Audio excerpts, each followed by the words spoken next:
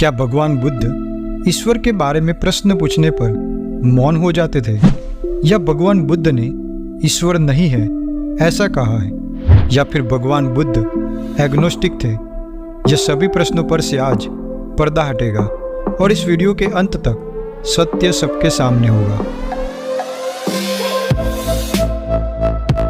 अलग अलग लोग भगवान बुद्ध के बारे में ऐसी बात करते हैं जो भगवान बुद्ध ने कभी कही ही नहीं है।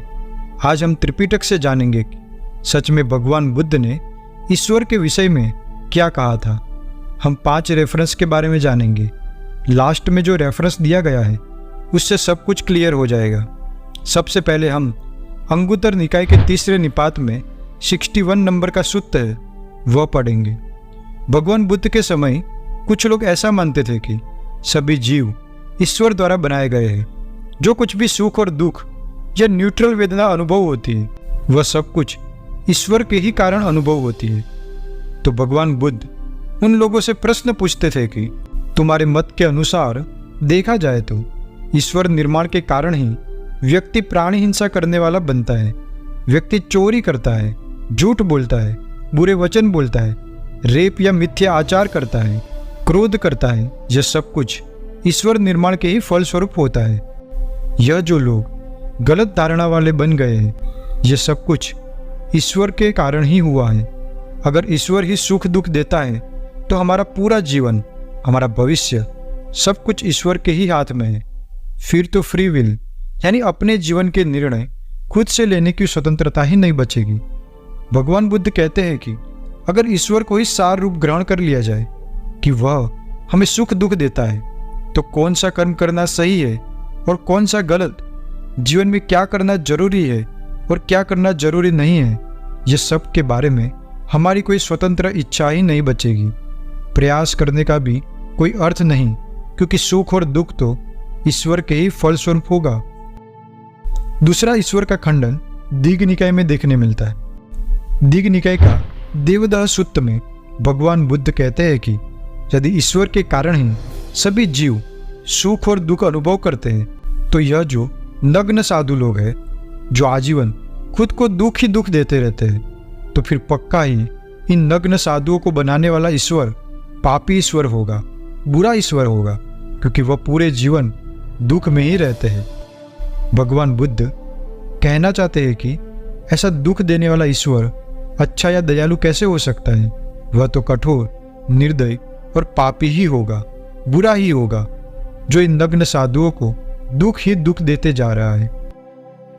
जातक कथा 528 में भगवान बुद्ध कहते हैं कि यदि ऐसा ही है कि ईश्वर ही सभी जीवों का पेट भरता है, उसी के इच्छा के अनुसार मनुष्य को धन दौलत मिलती है और ईश्वर की इच्छा से ही किसी पर आपत्ति या दुख आ पड़ता है, व्यक्ति भला बुरा कर्म करता है।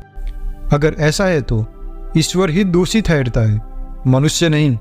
ईश्वर में ही दोष है, इसीलिए वह लोगों से बुरे कर्म करवाता है, लोगों को विपत्ति में डालता है। 543 नंबर की जातक कथा में भगवान बुद्ध कहते हैं कि अगर ब्रह्मा ही ईश्वर है और उसने ही सब कुछ बनाया है तो जिसके पास आंखें हैं वैसे लोग दुखद दृश्य देख पाते हैं, लेकिन यह ब्रह्मा अपने ही प्राणियों को दुख में देख उन्हें दुख से बाहर क्यों नहीं निकालता। यदि ईश्वर की शक्ति की कोई सीमा ही नहीं है तो आशीर्वाद देने के लिए ईश्वर का हाथ इतना कम क्यों उठता है। उसके सभी जीवों को कुछ न कुछ दुख क्यों है, वह सबको सुखी क्यों नहीं बना देता। दुनिया में झूठ, धोखाधड़ी जैसे बुरे गुण ही प्रबल क्यों होते हैं। अगर ब्रह्मा ईश्वर है तो ब्रह्मा को मैं अधर्मियों में से एक मानता हूँ, जिसने पाप को पनाह देने के लिए यह दुनिया बनाई है। इस तरीके से भगवान बुद्ध ने ईश्वर ने यह दुनिया बनाई है इस बात का या इस मत का खंडन किया था। अब दीघ निकाय से आखिरी रेफरेंस देखेंगे जिसके बारे में जानना सबसे ज्यादा जरूरी है। सबसे पहले ईश्वर शब्द का अर्थ समझेंगे। ईश्वर यानी वह जो नश्वर नहीं है, नश्वर यानी जो इम्परमानेंट है, जिसमें नष्ट होने का गुण है। लेकिन ईश्वर वह है जो कभी भी नष्ट नहीं होता, उसका अंत नहीं होता, उसकी मृत्यु नहीं होती, वो परमानेंट है, नित्य है। भगवान बुद्ध कहते हैं कि ऐसी चीज या व्यक्ति इस ब्रह्मांड में हो ही नहीं सकती जो परमानेंट हो, क्योंकि जो कुछ भी उत्पन्न होता है उसके पीछे कारण होते हैं। एक समय के बाद वह कारण नष्ट होते ही है। जैसे ही कारण नहीं रहेंगे वह उत्पन्न हुई चीज भी नष्ट हो जाएगी। जब ब्रह्मांड का नियम है। भगवान बुद्ध के समय कभी भी कोई भी व्यक्ति ने आकर ऐसा नहीं कहा है कि शिव जी ईश्वर है, हम ऐसा मानते हैं, श्री विष्णु ईश्वर है, हम ऐसा मानते हैं। ऐसा एक भी साधु सन्यासी भगवान बुद्ध से नहीं मिला था, क्योंकि तब ऐसे कोई ईश्वर मौजूद ही नहीं थे।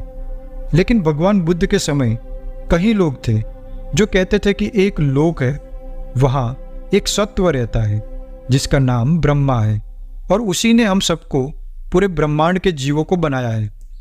वह ऐसी बात इसीलिए करते थे क्योंकि उन्होंने चतुर्थ ध्यान समाधि में जाकर यह सब देखा था।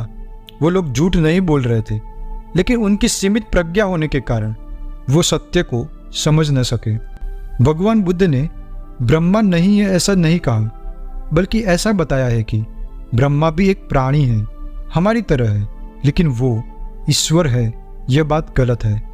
चलिए डिटेल में समझते हैं। दीघ निकाय का फर्स्ट सूत्र ब्रह्मजाल सूत्र, यह 24वां सूत्र पथिक सूत्र, उसमें आप ये सब पढ़ पाओगे। भगवान बुद्ध कहते हैं कि कोई कोई लोग ब्रह्मा को ईश्वर कहते हैं। वह ब्रह्मा को सृष्टि बनाने वाला मानते हैं। वह ब्रह्मा को नित्य, सर्वज्ञ, सब कुछ वश में रखने वाला, कर्ता निर्माता मानते हैं।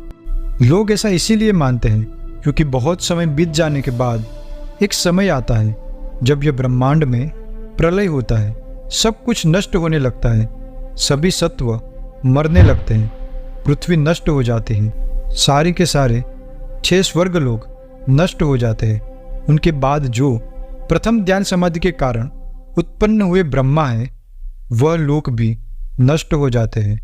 उनके ऊपर के और 2 लोक भी नष्ट हो जाते हैं। आबस्सरा और उसके ऊपर के लोग नष्ट नहीं होते। बहुत समय बीत जाता है, सब कुछ नष्ट ही रहता है, कुछ भी क्रिएशन नहीं होता। फिर बहुत समय बीतने के बाद फिर से ब्रह्मांड का बनना शुरू होता है। फिर ब्रह्मलोक भी उत्पन्न होता है जो नष्ट हो चुका था, लेकिन अभी तक वहाँ कोई सत्व यानी प्राणी नहीं होता है, इसलिए उसे शून्य ब्रह्म विमान या शून्य ब्रह्मलोक कहा जाता है। आभासरा लोक का कोई सत्व अपनी आयु खत्म होने से इस ब्रह्मलोक में उत्पन्न होता है। वहाँ वह मनोमय होता है, प्रथम ध्यान समाधि के प्रीति में रत रहता है, जीवन गुजारता है। वहाँ पर वह सत्व बहुत समय तक अकेले रहने से उब जाता है और उसे ऐसा विचार आता है कि काश यहाँ दूसरे प्राणी भी या सत्व भी होते। तब कुछ समय बीतने के बाद आबस्सरा लोक से कोई सत्व अपनी आयु खत्म होने से यहाँ ब्रह्मलोक में उत्पन्न होता है। यह देखकर जो सत्व सबसे पहले ब्रह्मलोक में था, उसको ऐसा होता है कि मैंने ही पहले ये सोचा था कि यहाँ कोई सत्व उत्पन्न हो, और फिर ऐसा ही हुआ। यानी ये सत्व मेरे ही द्वारा निर्मित है, मेरी इच्छा से ही उत्पन्न हो गए हैं। जो सत्व बाद में उत्पन्न होते हैं वह सोचते हैं कि हमारे यहाँ आने से पहले ही यह सत्व यहाँ पर मौजूद था, हम उनके बाद यहाँ पर उत्पन्न हुए हैं, इसलिए यह ही ब्रह्मा है, महाब्रह्मा है, सर्वद्रष्टा, ईश्वर और कर्ता निर्माता है।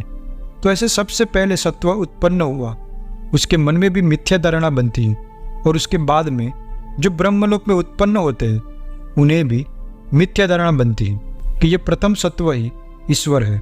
इस तरीके से ब्रह्मा को ईश्वर समझने की गलत धारणा शुरू हुई। अब बहुत सारा समय चला जाता है, ब्रह्मांड अस्तित्व में आ गया होता है। तब कोई सत्व ब्रह्मलोक में अपनी आयु खत्म होने के बाद यहाँ पृथ्वी लोक में उत्पन्न होता है, और वो पृथ्वी पर घर बार छोड़कर सन्यासी बन जाता है और ध्यान समाधि में इतना निपुण बन जाता है कि चतुर्थ ध्यान समाधि में जाकर अपना पहले का जन्म याद कर पाता है, लेकिन उसके पहले के जन्म देख नहीं पाता। तो जब वो अभी के जस्ट पहले का जन्म देखता है, फिर वो यह सब बातें सभी को बताता है कि हम सभी ब्रह्मा, महाब्रह्मा द्वारा निर्मित है, उन्होंने ही हमें बनाया है, वह ईश्वर है और वो परमानेंट है, नित्य है, शाश्वत है। लेकिन हम जो ब्रह्मा द्वारा निर्मित है वह सभी प्राणी अनित्य है, अशाश्वत है, मरणशील है। और ऐसे संसार में जब मिथ्या दृष्टि शुरू हुई थी, ब्रह्मलोक है, उसमें ब्रह्मा रहते हैं, वह ईश्वर है। लेकिन ये सत्य नहीं है। जब भगवान बुद्ध ने एक बार नहीं बल्कि लाखों बार यूनिवर्स को नष्ट होते हुए और बनते हुए देखा, तब उन्होंने जाना कि जो ब्रह्मलोक का ब्रह्मा है वह भी एक दिन मर जाता है, लेकिन अपने अभिमान के कारण, और उनका बहुत लंबा जीवन काल होता है। इसीलिए वो यह बात समझ नहीं पाते हैं कि वो भी मरणशील है, ईश्वर नहीं है, वह भी नश्वर है। आप अपना ही एग्जाम्पल ले लीजिए। एवरेज मनुष्य की आयु 70-75 साल होगी, फिर भी हम ही ऐसी दृष्टि या धारणा वाले बन जाते हैं कि हम परमानेंट हैं, हमारे फैमिली मेंबर्स परमानेंट हैं। तो ब्रह्मलोक में रहने वाले सभी ब्रह्माओं की आयु तो लाखों करोड़ साल होती है या उससे भी ज़्यादा होती है, तो उन्हें तो हम परमानेंट हैं, ऐसी धारणा उत्पन्न होना स्वाभाविक है। बहुत कुछ है बताने के लिए, लेकिन वीडियो और लंबा हो जाएगा, इसलिए सूत्र को अट्टकथा के साथ फिर किसी लाइव स्ट्रीम में समझेंगे। नमो बुद्धाय, सबका मंगल हो।